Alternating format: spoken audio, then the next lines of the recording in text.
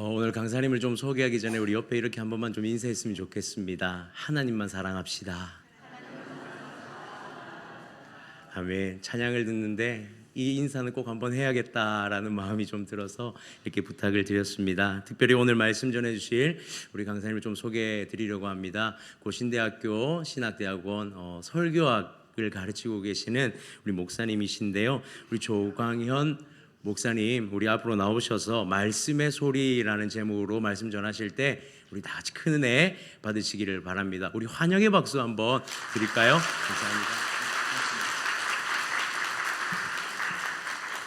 예, 우리 동네 제일교회 성도님들 만나서 반갑습니다. 예, 반갑습니다. 제가 4년 전쯤에 설교하러 온 적이 있었는데 기억 못 하시죠? 예, 저는 여러분들 기억해도 여러분들이 저를 기억 못 하시네요. 그때 비해서 왜 그런지 모르겠지만 예배 분위기가 너무 활기찬 것 같습니다. 아마 리모델링 그때 안 했을 때였던 것 같고요. 예, 그리고 또 젊은 우리 친구들도 많이 있는 것 같고, 또 예배할 때도 너무 활기차게 예배하는 것 같아서 4년 전에 비해서 정말 우리 동네 제일교회가 더 주님 보시기에 아름다운 교회가 되고 있다, 이런 생각이 들었습니다. 빈말 아니고 정말입니다. 예, 만나서 반갑습니다. 오늘 또 저 말씀을 통해서 함께 교제하는 시간 가졌으면 좋겠습니다. 저는 모태 신앙인입니다. 글을 익히기 전에는 성경 얘기를 들었고요. 그리고 글을 익히고 나서는 성경 이야기를 읽었습니다. 성경 이야기에는 수많은 인물들이 등장하지요. 그 성경 이야기를 듣고 읽으면서 제가 닮고 싶은 인물들도 찾았고, 또 제가 사랑하고 싶은 인물들도 또 찾았습니다. 그리고 또 제가 싫어하는 인물들도 성경에는 있었고요. 또 성경에는 나에게 연민의 정을 불러일으키는 이런 사람들도 있었습니다. 오늘 본문에 등장하는 사울은 정말 불쌍한 연민의 정을 불러일으키는 인물입니다. 제가 이 사울의 이야기를 언제 처음 접했는지 기억나지는 않지만, 제가 그의 이야기를 처음 접했을 때 느꼈던 그 감정은 지금도 잊히지 않습니다. 그것은 바로 연민입니다. 사울은 정말 비극의 주인공처럼 느껴졌습니다. 그리고 지금도 여전히 그 감정에는 변함이 없습니다. 사울의 이야기를 읽을 때마다 저는 처음 느꼈던 그 감정, 바로 연민의 감정으로 돌아갑니다. 사울은 아주 대단한 사람이었습니다. 먼저 그는 얼굴이 잘생겼습니다. 그리고 키도 컸습니다. 이것만으로도 대단한 사람이지요. 얼굴이 잘생겼지만 키가 작을 수 있고, 키가 크지만 얼굴이 평범할 수 있지 않겠습니까? 하지만 사울은 둘 다 갖췄습니다. 잘생기고 키도 크고. 여러분 주위를 한번 둘러보십시오. 둘 다 갖춘 사람이 우리 중에 도대체 몇 명이나 있습니까? 하지만 사울은 둘 다 갖췄습니다.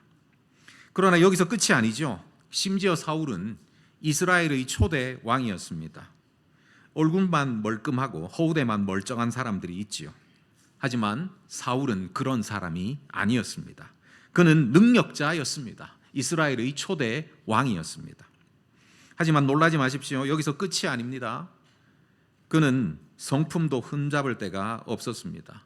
사울은 겸손하기까지 했던 것입니다. 사무엘이 이스라엘의 초대 왕으로 누구를 선택할지 하나님께 뜻을 물었습니다. 그때 끝내 사울이 하나님께 뽑혔습니다. 사울이 초대 왕으로 뽑혔을 때 그가 어떤 모습을 보여주었는지 성경은 우리에게 자세히 묘사하고 있습니다. 제가 한번 읽어드리겠습니다. 사무엘상 10장 21절부터 22절까지입니다.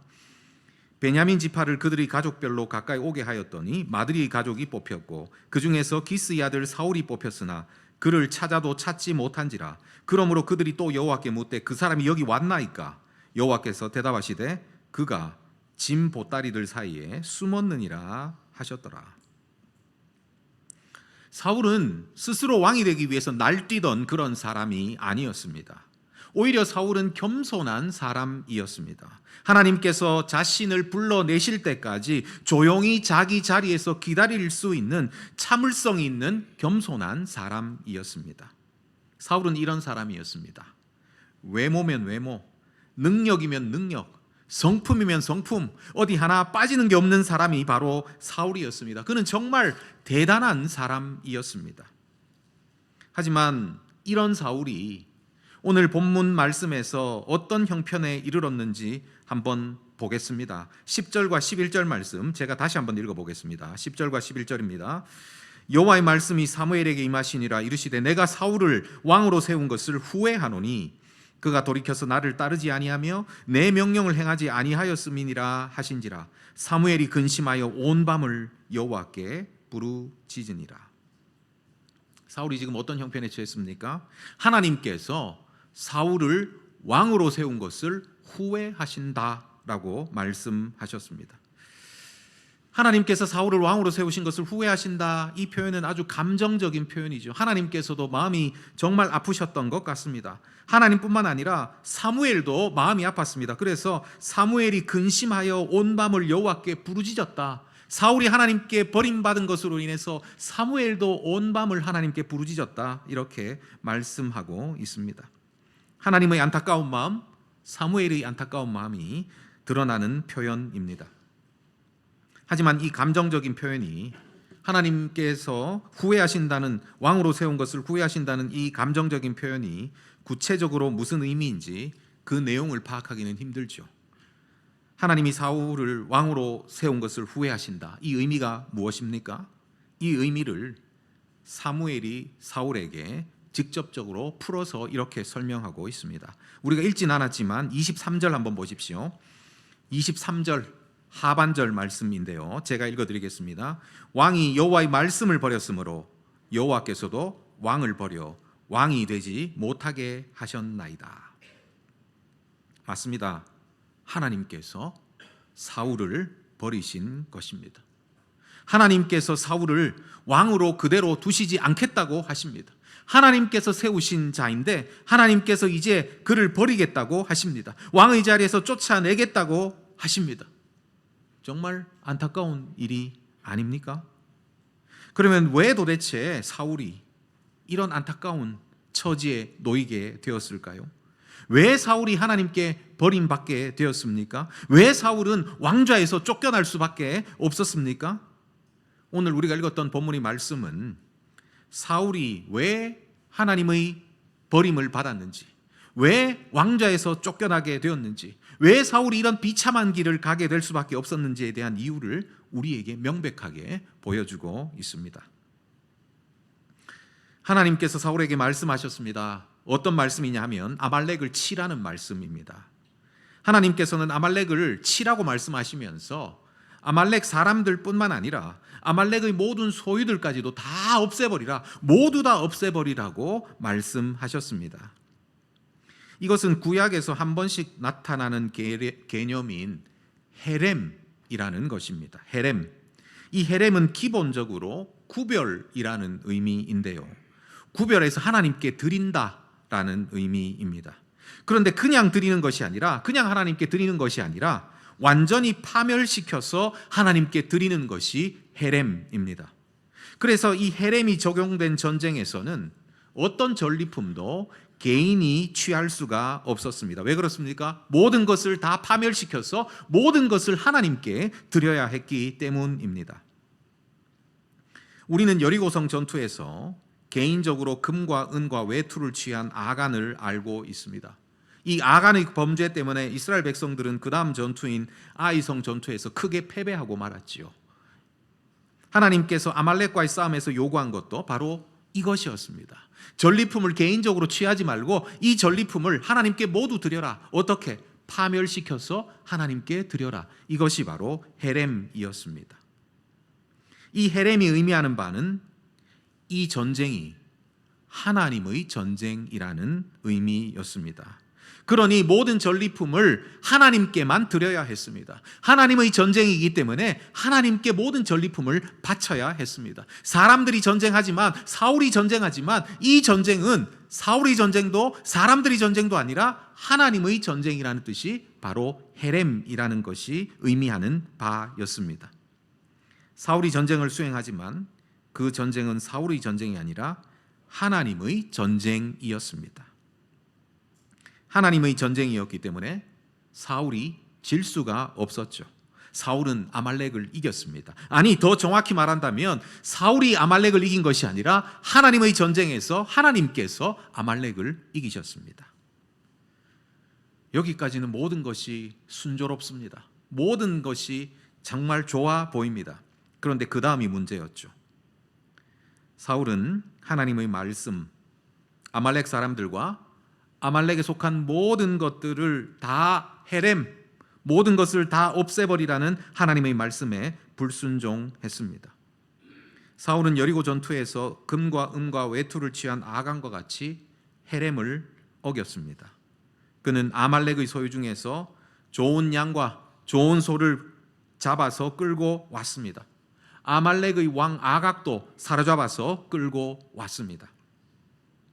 도대체 사울은 왜 이렇게 했을까요? 왜 하나님께서 헤렘, 모든 것을 다 멸망시키라고 말씀하셨음에도 불구하고 이것이 너의 전쟁이 아니고 나의 전쟁이다, 하나님의 전쟁이다, 그렇기 때문에 너는 전리품을 취할 수 없다, 모든 전리품은 하나님께 드려라, 헤렘해야 된다, 이렇게 하나님께서 말씀하셨음에도 불구하고 왜 전리품을 끌고 자신의 나라로 돌아왔을까요?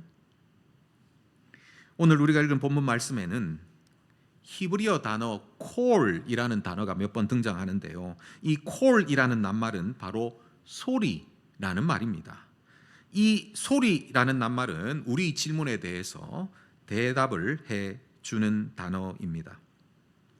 우리말 성경에서 소리라는 단어가 가장 명백하게 보이는 곳이 14절 말씀인데요.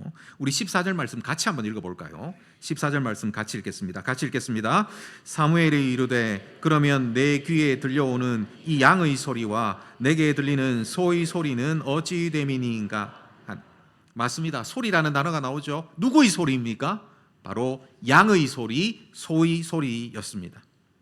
싸우는 중에는 몰랐는데, 전쟁하는 중에는 몰랐는데 싸움에서 이기고 나니까 사울의 귀에 들리는 소리가 있었습니다. 그 소리가 무엇입니까? 바로 양의 소리, 소의 소리였습니다. 기름진 소의 소리, 살진 양의 소리였습니다. 하나님께서는 분명 그것을 다 없애라고 하셨습니다. 하지만 갑자기 양의 소리, 소의 소리를 들으니까 그것들을 없애는 것이 아깝다라는 생각이 들기 시작했습니다. 이런 생각을 하고 있는 중에 양의 소리, 소의 소리 말고 또 사울의 귀를 울리는 소리가 있었는데 그 소리가 무엇입니까? 24절 말씀 한번 보십시오. 제가 한번 읽어보겠습니다. 24절입니다. 사울이 사무엘에게 이르되 내가 범죄하였나이다. 내가 여호와의 명령과 당신의 말씀을 어긴 것은 내가 백성을 두려워하여 그들의 말을 청종하였음이니이다. 제가 방금 읽어드린 24절 말씀을 우리말 성경으로 볼 때는 소리라는 낱말은 나오지 않습니다. 하지만 히브리어 성경을 보면 이 24절에도 14절에 나왔던 낱말 소리, 콜이라는 단어가 있습니다. 어디에 있냐면 우리말로 그들의 말이라고 되어 있는 것은 히브리어 성경에 그들의 소리라고 되어 있습니다. 내가 백성을 두려워하여 그들의 소리를 청종하였나이다. 맞습니다. 사울의 귀에는 양의 소리, 소의 소리 외에 또 들리는 소리가 있었는데 바로 누구의 소리입니까? 이스라엘 백성들의 소리도 들렸습니다. 우리가 읽은 성경 말씀에서 이스라엘 백성들이 사울에게 어떤 소리를 했는지 정확히 기록되어 있지는 않습니다. 하지만 본문 말씀을 통해서 이스라엘 백성들이 사울에게 어떤 소리를 했는지 충분히 추론해 볼 수 있습니다. 아마 그들은 사울에게 이런 소리를 했을 것입니다. 왕이시여, 아말렉의 양과 소를 모두 다 없애는 것은 정말 어리석은 일입니다. 우리가 이렇게 고생하면서 아말렉과 싸웠는데 우리도 조금이나마 취할 것이 있어야 되지 않겠습니까? 저기 기름진 양과 살진 소, 저것이면 충분합니다. 우리가 저것을 좀 갖게 해 주십시오. 물론 양과 소를 끌고 가는 것은 우리만을 위한 것도 아닙니다. 저것으로 하나님께 제사도 드릴 수 있습니다. 아말렉의 양과 소를 없애지 말고 제발 살려서 가십시다. 사울에게는 이스라엘 백성들의 이런 소리도 들렸습니다. 우리 옛말에 민심은 천심이라는 말이 있습니다. 왕도 백성들의 소리를 들어야 합니다. 왕도 백성들이 말에 귀를 기울여야 합니다. 어쩌면 사울도 백성들의 소리에 귀를 기울이지 않을 수 없었을 것입니다. 생명을 걸고 전쟁에 나간 군인에게 전리품을 제공하는 것은 왕의 당연한 의무일 것입니다. 그런데 사울이 양과 소를 모두 없앤다면 그 당연한 일을 제대로 하지 못한 왕이라는 원망의 소리를 백성으로부터 들을 수밖에 없었을 것입니다. 사울에게는 백성의 소리도 들렸습니다. 그런데 사울에게는 이 양의 소리, 그리고 소의 소리, 그리고 백성들의 소리 외에 그가 정말 들어야 할 또 다른 소리가 있었습니다. 1절 말씀 우리 같이 한번 다시 읽어볼까요? 1절 말씀 같이 읽겠습니다. 사무엘이 사울에게 이르되 여호와께서 나를 보내어 왕에게 기름을 부어 그의 백성 이스라엘 위에 왕으로 삼으셨은즉 이제 왕은 여호와의 말씀을 들으소서. 아멘. 우리말 번역으로는 여기서도 소리라는 낱말은 드러나지 않습니다. 하지만 히브리어 성경에는 여기에도 소리라는 단어가 나오는데요, 여호와의 말씀을 들으소서 이렇게 되어 있지 않고 히브리어 성경에는 여호와의 말씀의 소리를 들으소서라고 되어 있습니다. 여호와의 말씀의 소리를 들으소서. 사울에게는 또 다른 소리가 있었습니다. 그것은 어떤 소리입니까? 자신이 듣고 자신이 순종해야 될 소리, 바로 하나님의 말씀의 소리가 그에게 있었습니다. 사무엘이 전해준 하나님의 말씀의 소리가 그에게 있었습니다. 아말렉 사람들과 그들에게 속한 모든 것을 해렘하라는 하나님의 말씀의 소리, 그 소리가 그에게 있었습니다. 하지만 문제가 무엇입니까? 사울의 귀에는 하나님의 말씀의 소리만 들리는 것이 아니었다는 그것이 바로 문제입니다. 사울의 귀에는 하나님의 말씀의 소리와 아울러 아말렉의 살진 양과 기름진 소의 소리도 들렸습니다. 뿐만 아니라 이스라엘 백성들의 소리도 들렸습니다. 지금 사울은 수많은 소리들의 한가운데 서 있습니다. 형제자매 여러분, 이 사울의 경험이 사울 한 사람의 경험만이 아니라는 것을 우리가 잘 알고 있습니다.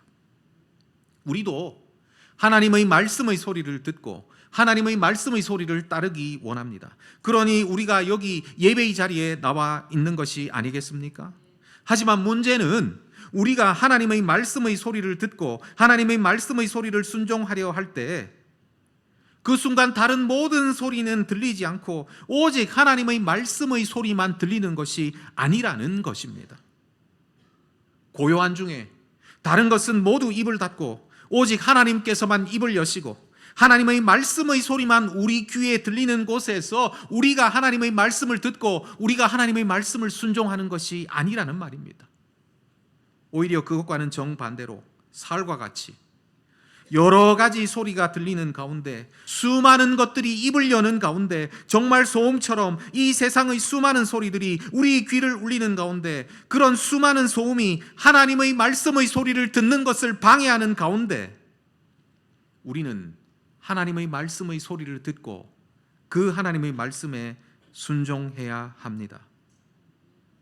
우리가 하나님의 말씀의 소리에 집중해야 되는 이유가 바로 여기에 있습니다. 말씀을 들을 때 집중해야 되는 이유가 바로 여기에 있습니다. 집중하지 않으면, 그냥 수동적으로 듣는다면 하나님의 말씀의 소리를 방해하는 다른 소리들 때문에 도무지 하나님의 말씀의 소리를 듣고 우리는 도무지 하나님의 말씀에 순종할 수가 없습니다. 왜 그렇습니까? 수많은 소리들이 같이 울리는 가운데 하나님의 말씀은 들리기 때문입니다. 그러므로 우리는 그 무엇보다 말씀의 소리를 들을 때 집중해야 합니다. 에너지를 써야 합니다. 열심히 노력해야 합니다. 그렇지 않으면 절대로 말씀의 소리를 제대로 들을 수 없고 우리에게 들리는 그 말씀의 소리에 순종할 수가 없습니다. 왜 그렇습니까? 우리는 수많은 소리들에 둘러싸여 있기 때문입니다. 일주일 동안 내내 세상의 소리를 들으며 삽니다. 일주일 동안 내내 이 세상이 우리에게 들려주는 소리를 들으면서 삽니다. 그런데 일주일에 하루 예배하는 시간 말씀의 소리를 듣습니다. 그러니 이 말씀의 시간 우리는 정말 집중해야 합니다. 왜 그렇습니까? 집중하지 않으면, 애를 쓰지 않으면 절대로 하나님의 말씀의 소리가 제대로 들리지 않기 때문입니다. 왜 그렇습니까? 우리를 둘러싸고 있는 수많은 소리들이 있기 때문입니다. 형제 자매 여러분, 하나님의 말씀의 소리에 집중하십시다. 하나님의 말씀의 소리에 정말 집중해야 합니다. 수동적으로 말씀을 들어서는 안 됩니다. 정말 적극적으로 하나님의 말씀을 들어야 합니다. 왜 그렇습니까? 우리를 둘러싸고 있는 수많은 소리들 때문입니다. 시편 1편에 복 있는 사람은 여호와의 율법을 주야로 묵상하는 자라고 했습니다. 하나님의 말씀을 주야로 묵상해야 복 있는 사람이 될 수 있습니다. 왜 그렇습니까? 그렇게 할 때라야, 하나님의 말씀에 주야로 집중할 때라야 비로소 하나님의 말씀이 우리를 둘러싸는 세상의 모든 다른 소리를 압도할 수 있기 때문입니다. 그래야 그 수많은 소음 가운데서 우리는 비로소 하나님의 말씀을 제대로 듣고 비로소 하나님의 그 말씀에 순종할 수 있기 때문입니다. 그러므로 우리는 하나님의 말씀에 집중해야 합니다. 수동적으로 대충 하나님의 말씀을 들어서는 안 됩니다. 습관적으로 하나님의 말씀을 들어서는 안 됩니다. 왜 그렇습니까? 우리는 이미 수많은 다른 소리들에 둘러싸여 있기 때문입니다. 그러므로 우리는 하나님의 말씀의 소리에 집중해야 합니다.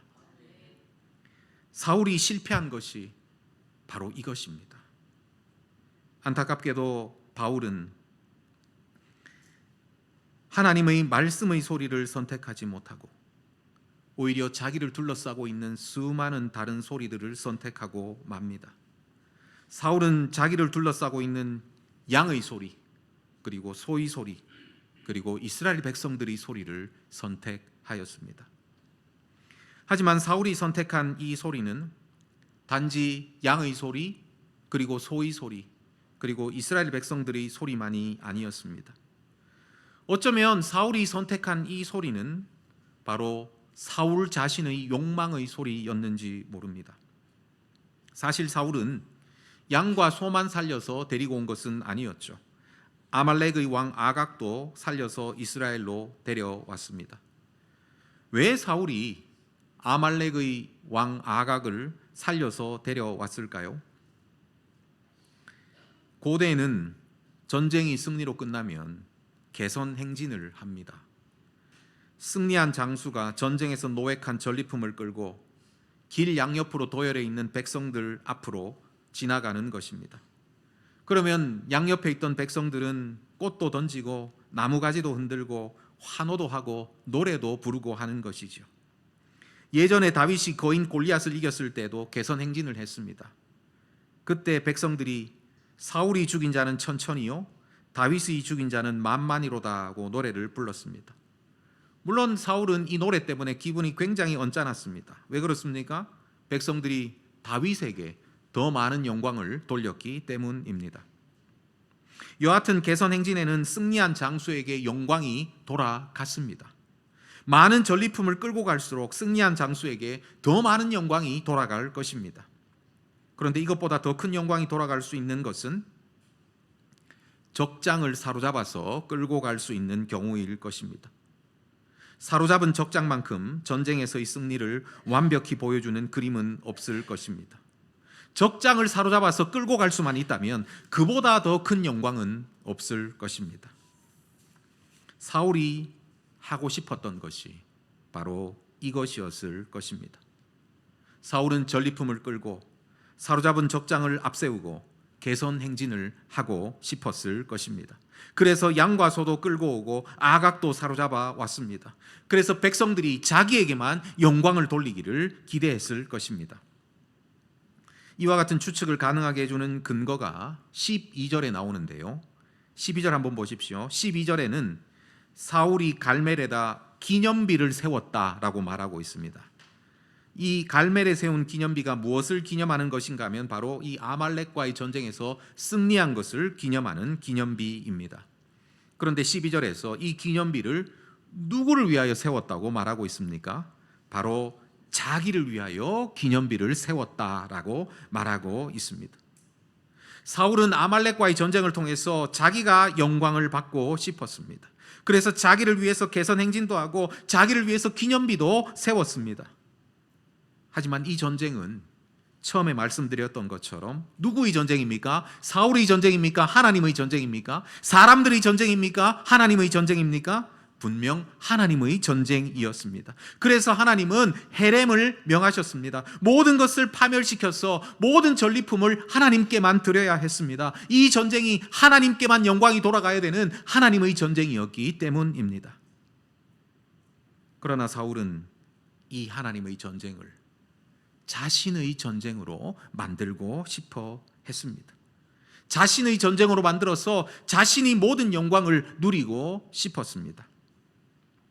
사울이 이스라엘 왕좌에 계속 있을 수 없는 이유가 바로 여기에 있습니다. 이스라엘 왕은 자신의 왕권을 구현하는 왕이 아니었습니다. 오히려 이스라엘 왕은 하나님 나라, 하나님의 왕권을 이스라엘에게 구현하는, 하나님을 대신해서 통치하는 대리 통치자였습니다. 이스라엘 왕은 자신의 왕국의 왕이 아니라 하나님 나라의 대리 통치자였습니다. 하나님 나라의 왕은 누구입니까? 하나님입니다. 대리 통치자인 이스라엘 왕은 이 진리를 몸소 보여야만 했습니다. 나는 왕이 아니고 나는 하나님을 대신하여 다스리는 자일 뿐이다. 우리나라의 왕은 하나님이시다. 이 진리를 온몸으로 보여야 될 사람이 누구입니까? 바로 이스라엘의 왕 사울이었습니다. 하지만 사울은 자신의 이 위치, 하나님을 대신해서 통치하는 대리 통치자라는 자신의 이 위치를 완전히 망각했습니다. 사울은 하나님을 몰아내고 오히려 자신이 왕이 되고자 했습니다. 그래서 하나님의 전쟁을 자신의 전쟁으로 만들었습니다. 하나님께 돌아가야 할 영광을 자신이 취했습니다. 자신이 왕이 되기 위해서 자신에게 들리는 하나님의 말씀의 소리를 모른 척 했습니다. 하나님의 말씀의 소리를 무시했습니다. 오히려 하나님의 말씀의 소리를 질식시켜 버렸습니다. 니체는 광인이라는 제목의 우화에서 이렇게 말했습니다. 하나님은 죽었다. 그는 죽은 채 남아있다. 우리가 그를 죽였다. 세상에서 가장 거룩하고 가장 강력했던 존재가 우리 칼날에 피를 흘리며 죽었다. 사울이 한 일이 바로 이것입니다. 사울은 하나님의 왕국을 자신의 왕국으로 만들기 위해서, 하나님을 몰아내고 자기가 스스로 왕이 되기 위해서 하나님을 죽였습니다. 하나님의 말씀의 소리를 죽이고 끝내 하나님을 죽였습니다. 그래서 그의 인생 가운데 하나님은 더 이상 존재하지 않았습니다. 이런 자가 하나님 나라의 왕좌에 앉아 있을 수 없는 것은 너무나 당연한 일이었습니다. 그래서 그는 이스라엘의 왕좌에 쫓겨날 수밖에 없었습니다. 그러나 하나님을 죽이려 했던 그는 오히려 죽음과 비참의 길을 갔습니다. 하나님과 대항해서 이길 존재는 없습니다. 사울은 하나님께 버림받고 왕좌에서도 쫓겨날 수밖에 없었습니다. 형제 자매 여러분, 사울이 간 이 비참한 길이 단지 사울만이 걸어갔던 길입니까? 그렇지 않습니다. 지금도 여전히 사울처럼 자신의 왕국을 만들기 위해서 골몰하는 사람들이 이 세상에 얼마나 많은지 모릅니다. 불신자들은 말할 것도 없고요, 하나님의 백성이라 스스로 생각하는 사람들 중에서도 자신의 왕국을 세우기 위해서 분투하는 사람들이 많습니다. 하나님 나라 안에 있는 안전, 하나님 나라 안에 있는 축복은 원하지만 정작 하나님의 말씀은 듣지 않는, 정작 하나님을 원하지 않는 그런 사람들이 교회 안에도 많이 있습니다. 하지만 이런 사람들이 가는 길은 어떤 길입니까? 사울의 길 따름입니다. 끝내 연민을 불러일으키는 그런 결과를 가져올 수밖에 없는, 하나님께 버림받는 길을 갈 수밖에 없습니다. 그러면 우리는 어떤 길을 가야 할까요? 사울이 쫓겨난 이후 이스라엘 왕좌를 얻은 다윗에게서 우리가 가야 할 길을 발견할 수 있습니다. 하나님은 다윗을 별명을 부르셨는데요, 그 별명 중에 하나가 내 종 다윗이라 부르기를 아주 기뻐하셨습니다. 성경을 찾아보면 수많은 부분에서 하나님은 다윗을 내 종 다윗이라 부르기를 기뻐하셨습니다. 한 예가 열왕기상 14장 8절인데요. 제가 한번 읽어드리겠습니다. 너는 내 종 다윗이 내 명령을 지켜 전심으로 나를 따르며 나 보기에 정직한 일만 행하였음과 같지 아니하고, 북이스라엘 왕 여로보암에게 진노하시는 하나님께서 말씀하신 내용입니다. 너는 내 종 다윗과 다르다. 너는 내 종 다윗과 다르다. 내 종 다윗은 내 명령을 지켜서 전심으로 나를 따랐다. 하나님은 다윗을 이렇게 평가하셨습니다. 내 종 다윗에 포함된 의미가 바로 이것입니다. 다윗은 하나님의 명령, 하나님의 말씀을 전심으로 따르는 자라는 의미입니다. 사울이 아니라 다윗이 이스라엘의 왕이 된 이유가 바로 여기에 있습니다. 하나님의 종만이 하나님 나라에 적합한 왕입니다. 하나님의 종만이 하나님 나라에 적합한 시민입니다. 다윗의 후손으로 오신 예수님께서도 신실한 하나님의 종이셨습니다. 우리 주님은 이렇게 말씀하셨습니다. 요한복음 4장 34절입니다. 예수께서 이르시되 나의 양식은 나를 보내신 이의 뜻을 행하며 그의 일을 온전히 이루는 이것이니라. 예수님은 자신의 뜻이 아니라 하나님의 뜻을 행하셨습니다. 하나님의 말씀에 순종하는 것이 바로 우리 주님의 양식이었습니다. 예수님은 하나님의 신실한 종이셨습니다. 형제 자매 여러분, 우리 앞에 두 가지 길이 놓여 있습니다. 하나는 사울의 길입니다. 다른 하나는 다윗의 길입니다. 하나는 사울의 길입니다. 다른 하나는 우리 주님이 걸어가신 길입니다. 여러분은 어떤 길을 걸어가고 싶으십니까? 바라기는 저와 여러분 모두가 사울의 길이 아니라 다윗의 길, 사울의 길이 아니라 우리 주님이 가셨던 길을 걸어가는 여러분들이 되기를 간절히 바랍니다. 하나님의 말씀을 들으십시다. 하나님의 말씀에 순종하십시다. 우리를 둘러싸고 있는 수많은 하나님의 말씀의 소리를 방해하는 이 수많은 세상의 소리들 가운데서도 하나님의 말씀의 소리에 집중하십시다. 내면에서 꿈틀거리는 내가 왕이 되고자 하는 욕망의 소리를 오히려 압도하고 하나님의 말씀의 소리에 순종하기 바랍니다. 하나님의 말씀의 소리를 듣고 하나님의 말씀의 소리를 따르는 것이 하나님을 우리 왕으로 인정하는 길입니다. 우리 평생 하나님을 우리 왕으로 인정하는 이 길, 하나님의 말씀의 소리를 듣고 하나님의 말씀을 순종하는 이 길을 평생 걸어가는 저와 여러분들이 되기를 간절히 바랍니다. 같이 찬송하면서 같이 기도하도록